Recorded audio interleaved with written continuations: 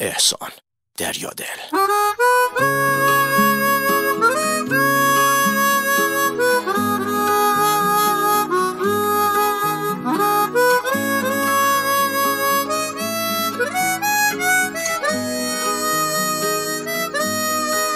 یه جوری میای میری انگار که دیرته، عذاب دادن منم جزئی از تقدیرته.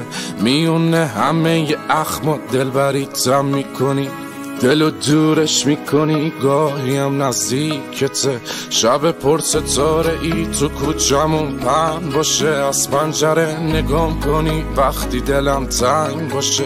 جای بد بودم با این دل دیوونه، میدونی مهربون باش، فکر نمی کنم دلت سنگ باشه. چی میشه رد بشی از کوچمون، یه نگاهی کنی ابرو کمون. تقصیر دل چیه آرزوشی شده، کاشکی بیای بشی همسایمون. چی میشه رد بشی از کوچمون، یه نگاهی کنی ابرو کمون. تقصیر دل چیه آرزوشی شده، کاشکی بیای بشی همسایمون.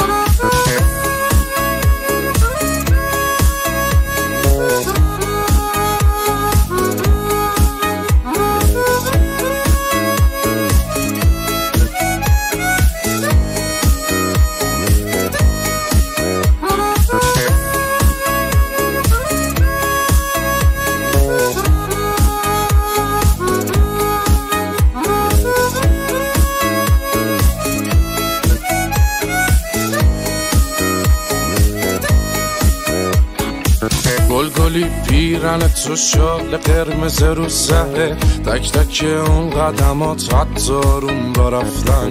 همشون فانتزیای شب و روز من شدن، خودمو هر روز مجسم میکنم دور بر. چی میشه رد بشی از کوچمون، یه نگاهی کنی ابرو کمون. تقصیر دل چیه آرزوشی شده، کاشکی بیای بشی همسایمون. چی میشه رد بشی از کوچمون، یه نگاهی کنی ابرو کمون. تقصیر دل چیه آرزوشی شده، کاشکی بیای بشی همسایمون.